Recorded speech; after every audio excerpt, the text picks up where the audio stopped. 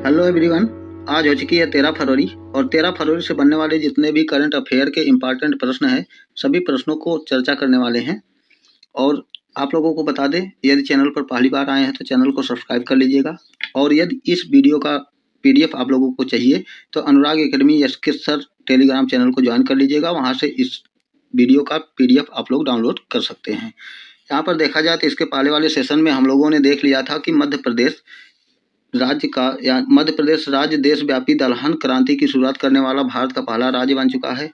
और बात किया जाए यहाँ पर हिमाचल प्रदेश, तो हिमाचल प्रदेश AI आधारित डिजिटल लर्निंग पहल यानी कि जिसका नाम है पढ़ाई विथ AI, इसको लॉन्च करने वाला भारत का पहला राज्य हो चुका है। और बात किया जाए यहाँ पर तो सर्विसेज यहाँ पर केरल को हराकर 79 नंबर की जो संतोष ट्रॉफी 2026 का आयोजन किया गया था, सर्विसेज ने केरल को हराकर जीत लिया है। और बात किया जाए प्रधानमंत्री नरेंद्र मोदी वर्ष 2026 में यहाँ पर मलेशिया की जो 2026 की पहली यात्रा की है, जो अंतर्राष्ट्रीय यात्रा किया गया है नरेंद्र मोदी के द्वारा 2026 में मलेशिया देश की गई है। और बात किया जाए यहाँ पर तो दिल्ली पुलिस द्वारा हथियारों की शेयरिंग और ऑनलाइन गलत भाषा के इस्तेमाल से निपटारा पाने के लिए कौन सा ऑपरेशन लॉन्च किया है, तो यहाँ पर शस्त्र ऑपरेशन को लॉन्च किया गया है दिल्ली सरकार के द्वारा यानी कि दिल्ली पुलिस के द्वारा।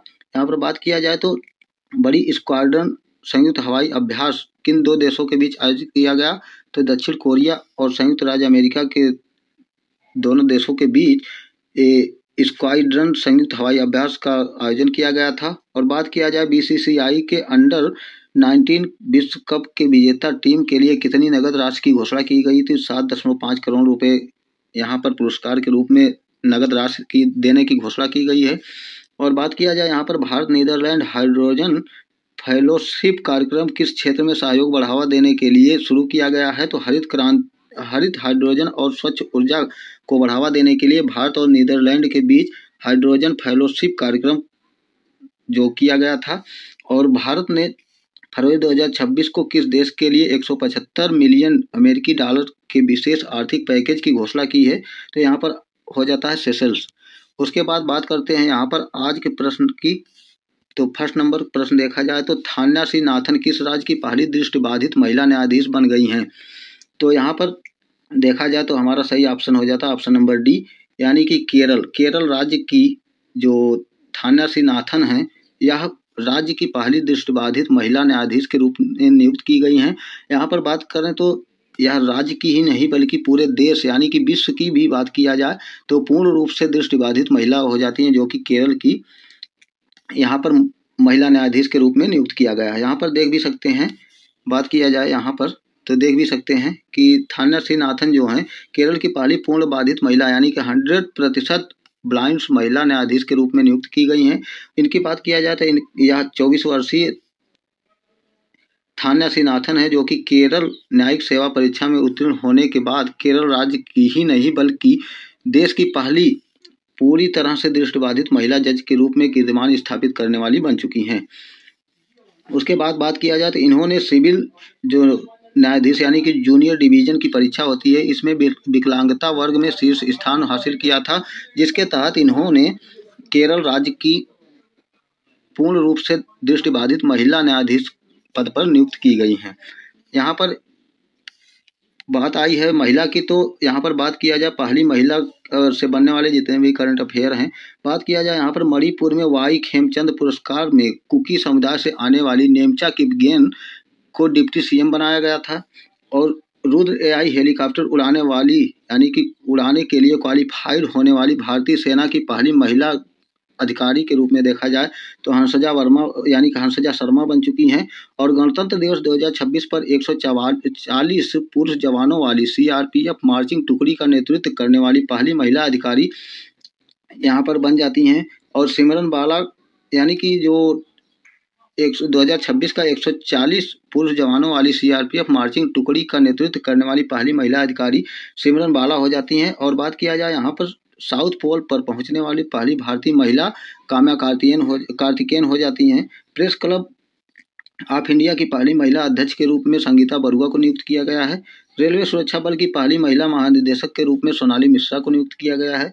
नागपुर विश्वविद्यालय की पहली महिला कुलपति के रूप में मनाली मकरंद क्षीरसागर को नियुक्त किया गया है। और टाइम्स 100 क्रिएटर लिस्ट में शामिल होने वाली पहली भारतीय की बात किया जाए तो प्राजक्ता कोहली हो जाती हैं। और भारतीय नौसेना में पहली महिला फाइटर पायलट के रूप में देखा जाए तो आस्था पुनिया को नियुक्त किया गया है। और भारत की पहली महिला ई वोटर कौन बनी है? विभा देवी बनी है। और पहली भारतीय केंद्रीय विधि सचिव के रूप में अंजू राठी राणा को नियुक्त किया गया है। यहाँ पर बात किया जाए प्रश्न नंबर 2 की, तो प्रश्न नंबर 2 देखा जाए तो किस दिन हर साल विश्व यूनानी दिवस के रूप में मनाया जाता है? तो यहाँ पर ऑप्शन नंबर डी हमारा सही हो जाता है, 11 फरवरी। यानी कि 11 फरवरी को हर वर्ष विश्व यूनानी दिवस के रूप में मनाया जाता है। और इसके बारे में और डिटेल देखा जाए तो यहाँ से देख सकते हैं, विश्व यूनानी दिवस यानी कि वर्ल्ड यूनानी डे जो होता है वह हर वर्ष 11 फरवरी को मनाया जाता है। और यह जो प्रसिद्ध दिवस है, इस दिवस दिन के को प्रसिद्ध यूनानी विद्वान यानी कि स्वतंत्रता सेनानी और समाज सुधारक हकीम अजमल खान की जयंती के उपलक्ष्य में प्रतिवर्ष 11 फरवरी को यूनानी दिवस के रूप में मनाया जाता है। और इन्होंने यूनानी चिकित्सा पद्धति के विकास में महत्वपूर्ण भूमिका निभाई थी, जिस कारण 11 फरवरी को प्रतिवर्ष विश्व यूनानी दिवस के रूप में मनाया जाता है। इसके उद्देश्य की बात किया जाए तो यूनानी चिकित्सा पद्धति के माध्यम से स्वास्थ्य देखभाल और इनके लाभों के बारे में जन जागरूकता फैलाने के लिए इसको मनाया जाता है। और शुरुआत की बात किया जाए तो भारत सरकार के द्वारा आयुष मंत्रालय के तहत यह पहला विश्व यूनानी दिवस 2017 में मनाया गया था। तभी से 11 फरवरी को प्रतिवर्ष विश्व यूनानी दिवस के रूप में मनाया जाता है। यहाँ पर इसके महत्व के बारे में देखा जाए तो यह दिन यानी कि जो 11 फरवरी का दिन होता है विश्व यूनानी दिवस के रूप में हकीम अजमल खान की विरासत को याद करता हुआ मनाया जाता है, जिन्होंने दिल्ली में जामिया मिलिया इस्लामिया और आयुर्वेदिक व यूनानी तिब्बिया कॉलेज की स्थापना की थी। बात किया जाए यहाँ पर प्रश्न नंबर 3 को देखा जाए तो प्रश्न नंबर 3, किस राज्य सरकार ने बांग्ला युवा साथी योजना को शुरू किया है? तो यहाँ पर ऑप्शन नंबर सी हमारा सही हो जाता है, पश्चिम बंगाल। यानी कि जो बांग्ला युवा साथी योजना प्रारंभ किया गया है पश्चिम बंगाल के द्वारा प्रारंभ किया गया है। और इसके बारे में थोड़ा सा देखा जाए तो बांग्ला युवा साथी योजना की घोषणा पश्चिम बंगाल के सरकार द्वारा की जाती है। और यह योजना 21 से 40 वर्ष के आयु वर्ग के जो युवा होते हैं, जो बेरोजगार युवा होते हैं, इनके लिए मनाया जाता है, यानी कि इनके लिए घोषित किया गया है। और बात किया जाए इस योजना के तहत प्रत्येक युवा जो 21 से 40 वर्ष के बेरोजगार युवा होते हैं, इनको प्रति माह 1500 रुपये की वित्तीय सहायता दी जाती है। इसका उद्देश्य अगर देखा जाए तो बेरोजगार जो युवा होते हैं इन्हें वित्तीय सहायता प्रदान करने के लिए पश्चिम बंगाल में बांग्ला युवा साथी योजना को प्रारंभ किया गया है। बात किया जाए यहाँ पर पश्चिम बंगाल की, तो पश्चिम बंगाल की राजधानी कोलकाता, मुख्यमंत्री ममता बनर्जी, राज्यपाल CB आनंद बोस। और यहाँ के यानी कि पश्चिम बंगाल के नेशनल पार्क की बात किया जाए तो बक्सा, गौरूमारा, जल्दापारा और सिंगलीला, यहाँ पर 4 नेशनल पार्क हो जाते हैं पश्चिम बंगाल से। और रिसेंटली के देखा जाए करंट अफेयर की तो गंगा सागर सेतु की आधारशिला पश्चिम बंगाल राज्य में मुरी गंगा नदी पर रखी गई है, जो सागर द्वीप को मुख्य भूमि से देखा जाए तो काकद्वीप से जोड़ा जाता है। और मुख्यमंत्री ममता बनर्जी के बारे में बात किया जाए तो अगस्त 2025 में श्रम श्री योजना लॉन्च किया गया था, जो कि पश्चिम बंगाल से रिलेट करता है। यहाँ पर और देखा जाए तो कोलकाता के बारे में देखा जाए तो लियोनेल मेसी की जो स्टैचू है या लोहे के द्वारा निर्मित है। और बात किया जाए तो विश्व की सबसे ऊंची जो लियोनेल मेसी की स्टैचू पश्चिम बंगाल में स्थापित किया गया है। यहाँ पर बात कर लेते हैं प्रश्न नंबर 4 की, तो प्रश्न नंबर 4 देखा जाए जो यान्सा योगेल ब्लू होल है, यानी कि जिसे ड्रैगन होल के नाम से भी जाना जाता है, हाल ही में खोजा गया यह किस जल निकाय में स्थित है? तो यहाँ पर ऑप्शन नंबर ए सही हो जाता है, दक्षिण चीन सागर। यानी कि दक्षिण चीन सागर में ड्रैगन होल को खोजा गया है। और इसके बारे में और देखा जाए तो यहाँ पर देख सकते हैं सांगा योगोल ब्लू होल, यानी कि जिसे ड्रैगन होल के नाम से भी जाना जाता है, या दक्षिण सागर में स्थित एक विशाल जलमग्न गड्ढा है, जिसका 1 दशक से अधिक समय से इसका अध्ययन किया जा रहा था, जो कि ब्लू होल यानी कि चूना पत्थर वाले क्षेत्र में बनने वाली गहरी खड़ी जलमग्न गुफाएं होती हैं। इसके बाद बात किया जाए तो धीरे धीरे बढ़ते बढ़ते समुद्र जल स्तर से या भर जाती हैं, जिन्हें ड्रैगन होल के नाम से भी जाना जाता है। ड्रैगन होल की बात किया जाए तो 301.19 मीटर इसकी गहराई के साथ दुनिया का सबसे गहरा ज्ञात जलमग्न गड्ढा हो जाता है, जो कि इसके पहले बात किया जाए तो बहामास में जो डीन के ब्लू नाम से एक गड्ढा खोजा गया था, इससे भी गहरा यहाँ पर विश्व का सबसे गहरा यहाँ पर ड्रैगन होल हो जाता है। उसके बाद बात किया जाए यहाँ पर तो एक प्रश्न बन सकता है यहाँ पर कि जो ड्रैगन होल है, ड्रैगन होल की बात किया जाए तो यहाँ के स्थानीय मछुआरे जो हैं दक्षिण चीन सागर की आंख के नाम से भी इसे जानते हैं। बात किया जाए प्रश्न नंबर 5 की यहाँ पर, तो प्रश्न नंबर 5 देख सकते हैं, मांस माउंटेन को किस भारतीय मिशन के लिए संभावित लैंडिंग क्षेत्र के रूप में पहचाना गया है। तो सबसे पहले बता दूं कि मांस माउंटेन है या चंद्रमा पर स्थित है। चंद्रमा पर बात किया जाए तो एक पर्वत है जिसका नाम मांस माउंटेन है। और बात किया जाए तो यह भारतीय मिशन के लिए संभावित लैंडिंग क्षेत्र के रूप में इसे चंद्रयान 4 के रूप में यहाँ पर प्रदर्शित किया गया है। और यहाँ पर इसके बारे में थोड़ा सा देखा जाए तो देख सकते हैं, भारतीय अंतरिक्ष अनुसंधान यानी कि इसरो के द्वारा अंतरिक्ष अनुप्रयोग केंद्र के वैज्ञानिकों ने भारत के पहले चंद्र नमूना वापसी चंद्रयान 4 के लिए मांस माउंटेन को लैंडिंग स्थल के रूप में चुना है। मांस माउंटेन की बात किया जाए तो चंद्रमा के दक्षिणी ध्रुव पर स्थित 6000 मीटर ऊंचा एक पर्वत है, जिसका अधिकांश भाग देखा जाए तो समतल है और यहाँ पर सुरक्षित लैंडिंग के लिए उपयुक्त माना जाता है, जिसके तहत इसरो के वैज्ञानिकों ने चंद्रयान 4 की लैंडिंग करने का जो यहाँ पर विचार बनाया है। मांस माउंटेन चंद्रमा के दक्षिण ध्रुव पर स्थित जो पर्वत है उस पर लैंडिंग करने का विचार यहाँ पर बनाया गया है। बात किया जाए यहाँ पर तो दक्षिणी ध्रुव क्षेत्र की में स्थित यह है, जिसका नाम नासा के गणितज्ञ यानी कि नासा के एक वैज्ञानिक हुआ करते थे जो गणितज्ञ थे, इनके नाम पर यानी कि मेल्या राय माउंटेन के नाम पर रखा गया है। उसके बाद बात किया जाए प्रश्न नंबर 6 को देखा जाए तो यहाँ पर प्रश्न नंबर 6, विज्ञान में महिलाओं और बालिकाओं का अंतर्राष्ट्रीय दिवस कब मनाया जाता है। तो यहाँ पर ऑप्शन नंबर सी सही हो जाता है, 11 फरवरी, यानी कि विज्ञान में महिलाओं और बालिकाओं का अंतर्राष्ट्रीय दिवस 11 फरवरी को मनाया जाता है। और इसके बारे में और देखा जाए तो यहाँ पर देख सकते हैं, विज्ञान में महिलाओं और बालिकाओं को अंतर्राष्ट्रीय दिवस हर वर्ष 11 फरवरी को मनाया जाता है। विज्ञान में महिलाओं और बालिकाओं का अंतर्राष्ट्रीय दिवस 2026 की थीम की बात किया जाए तो एआई, सामाजिक विज्ञान, स्टेम और वित्त का समन्वय, महिलाओं और बालिकाओं के लिए समावेशी भविष्य का निर्माण करना इसका थीम हो जाता है। और बात किया जाए यहाँ पर प्रश्न नंबर 7 की, तो प्रश्न नंबर 7 देखा जाए यहाँ पर, ट्रांसपेरेंसी इंटरनेशनल द्वारा जारी भ्रष्टाचार धारणा सूचकांक 2025 में भारत किस स्थान पर है। तो ऑप्शन नंबर ए यहाँ पर सही हो जाता है, 91, यानी कि जो इंटरपेरेंसी इंटरनेशनल द्वारा भ्रष्टाचार धारणा सूचकांक रिपोर्ट जो तैयार की जाती है, भारत का स्थान बात किया जाए तो यहाँ पर 91 नंबर पर आ जाता है। और इसके बारे में थोड़ा सा देखें तो यहाँ पर देख सकते हैं, ट्रांसपेरेंसी इंटरनेशनल द्वारा नवीनतम रिपोर्ट जो भ्रष्टाचार धारणा सूचकांक 2025 की रिपोर्ट बनाई गई है, इसमें 182 देशों में भारत का स्थान 91 नंबर पर आया है। और स्कोर की बात किया जाए तो 3919 स्कोर के साथ भारत 91 स्थान पर यहाँ पर आ चुका है।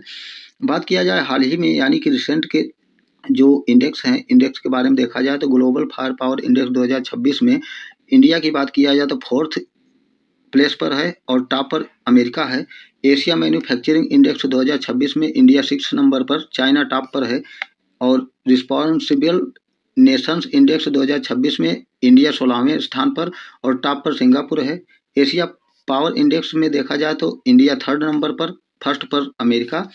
हेनले पासपोर्ट इंडेक्स 2026 में इंडिया 80 नंबर पर, टॉप पर सिंगापुर।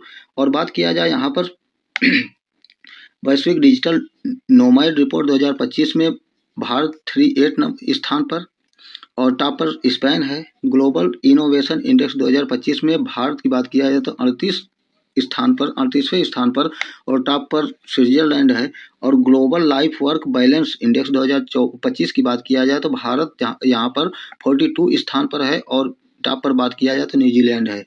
विश्व प्रतिस्पर्धात्मक रैंकिंग जो होता है 2025 की देखा जाए तो भारत यहाँ पर 41वें स्थान पर, टॉप पर स्विट्जरलैंड है।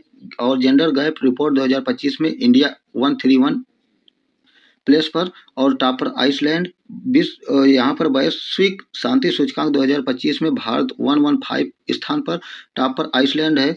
और सतत विकास लक्ष्य यानी कि सस्टेनेबल डेवलपमेंट की बात किया जाए तो 2025 के सूचकांक में इंडिया 99 नंबर पर है और टॉप पर फिनलैंड है। ऊर्जा संक्रमण सूचकांक 2025 में इंडिया 71 स्थान पर और टॉप पर स्वीडन है। जलवायु परिवर्तन प्रदर्शन सूचकांक 2025 में भारत टॉप यानी कि भारत की बात की जाए तो यहाँ पर 10वें स्थान पर और टॉप यानी कि फर्स्ट पर देखा जाए तो डेनमार्क हो जाता है। बात किया जाए यहाँ पर प्रश्न नंबर 8 की।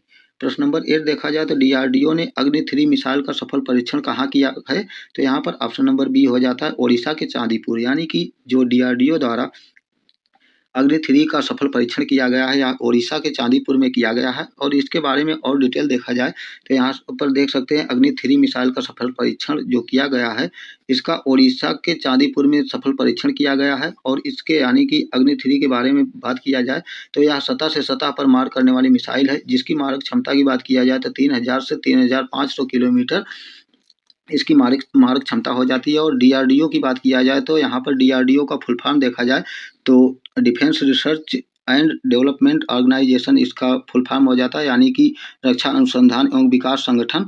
और DRDO के प्रमुख की बात किया जाए तो समीर वी कामत हो जाते हैं और DRDO की स्थापना 1958 में की गई थी। बात किया जाए यहाँ पर प्रश्न नंबर 9 की। प्रश्न नंबर 9 देखा जाए तो हर वर्ष 10 फरवरी को विश्व दलहन दिवस मनाया जाता है। इसके पहले वाले सेशन में हम लोगों ने 10 फरवरी वाले सेशन में इसके बारे में देखा था। तो यहाँ पर बात किया जाए तो 10 फरवरी को विश्व दलहन दिवस के रूप में मनाया जाता है। और वर्ष 2026 में जो विश्व दलहन दिवस मनाया गया है इसकी थीम क्या है?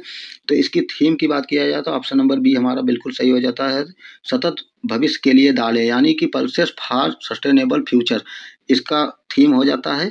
और इसके बारे में और डिटेल थोड़ा सा देखा जाए तो यहाँ पर देख सकते हैं जो दाल के महत्व और खाद्य सुरक्षा में उसकी भूमिका के बारे में जागरूकता बढ़ाने के लिए संयुक्त राष्ट्र के द्वारा यहाँ पर विश्व दलहन दिवस के रूप में मनाया जाता है। और बात किया जाए यहाँ पर प्रश्न नंबर 10 की। तो प्रश्न नंबर 10 बात किया जाए यहाँ पर हाल ही में लोकसभा अध्यक्ष के खिलाफ अविश्वास प्रस्ताव पेश किया गया था, इनका नाम क्या है? तो यहाँ पर वर्तमान में जो भारत के लोकसभा अध्यक्ष हैं यहाँ पर बात किया जाए option number A Om Birla हो जाते हैं, जिनके खिलाफ अविश्वास प्रस्ताव पेश किया गया है। और इसके बारे में और डिटेल देखा जाए तो यहाँ पर बात कर लेते हैं जो विपक्ष है, विपक्ष ने 10 फरवरी 2026 को लोकसभा अध्यक्ष यानी कि ओम बिरला के खिलाफ अविश्वास प्रस्ताव पेश किया था। और बात किया जाए यहाँ पर तो अविश्वास प्रस्ताव के तहत क्या लोकसभा अध्यक्ष को अपने पद से हटाया जा सकता है? अगर यदि इसका प्रश्न पूछा जाए तो इसका आंसर होगा जी हाँ, हटाया जा सकता है। यानी कि भारतीय संविधान के अनुच्छेद 94C के तहत लोकसभा अध्यक्ष को हटाए जाने का प्रावधान है। और इस प्रावधान के अनुसार लोकसभा अध्यक्ष को सदन के तत्कालीन कुल सदस्यों के बहुमत से पारित प्रस्ताव के द्वारा हटाया जा सकता है। परंतु याद रखिएगा यह प्रक्रिया जो होती है यह केवल लोकसभा पर लागू होती है, ना कि राज्यसभा, यानी कि राज्यसभा के सदस्यों के द्वारा इसमें कोई हस्तक्षेप नहीं किया जाता है। और इसके बाद यहाँ पर और जानकारी देखा जाए तो क्या इसके पहले और किसी भी लोकसभा अध्यक्ष पर अविश्वास प्रस्ताव लाया गया था? तो इसका भी आंसर होगा हाँ, क्योंकि 1954 में गणेश वासुदेव जो मावलंकर थे इनके खिलाफ अविश्वास प्रस्ताव लाया गया था। 1966 में हुकुम सिंह के खिलाफ अविश्वास प्रस्ताव लाया गया था। 1987 में बलराम जाखड़ के खिलाफ भी अविश्वास प्रस्ताव लाया गया था। परंतु इसके बारे में बता दें कि जो 3 बार यानी कि 1954 में, 1966 में और 1987 में जो अविश्वास प्रस्ताव लाया गया था लोकसभा अध्यक्ष के खिलाफ, किसी भी प्रस्ताव को यहाँ पर सफलतापूर्वक पारित नहीं किया जा सका। तो अब बात आई है यहाँ पर तो ओम बिरला जो हैं इनके तहत जो अविश्वास प्रस्ताव लाया गया है इस पर देखिए क्या फैसला होता है। तो अब आने वाले सेशन में आप लोगों को इसके बारे में जानकारी मिलेगी। तो याद रखिएगा बस कि अभी तक जो जितने भी अविश्वास प्रस्ताव लोकसभा अध्यक्ष के खिलाफ आए हैं किसी को पूर्णतः पारित नहीं किया गया है, यानी कि अविश्वास प्रस्ताव के तहत किसी भी लोकसभा अध्यक्ष को अपने पद से स्थापित यानी कि पद को त्याग देने की अनुमति नहीं मिली है। तो आई होप कि यह सेशन आप लोगों को अच्छा लगा होगा और इस प्रकार का वीडियो पाने के लिए हमारे चैनल को सब्सक्राइब कीजिएगा। और एक बात बता दूं, अगर इस वीडियो का आप लोगों को PDF चाहिए तो PDF पाने के लिए Anurag academy SK sir Telegram channel को ज्वाइन कीजिएगा। वहां से आप लोग इस वीडियो का PDF डाउनलोड कर सकते हैं। Thank you so much.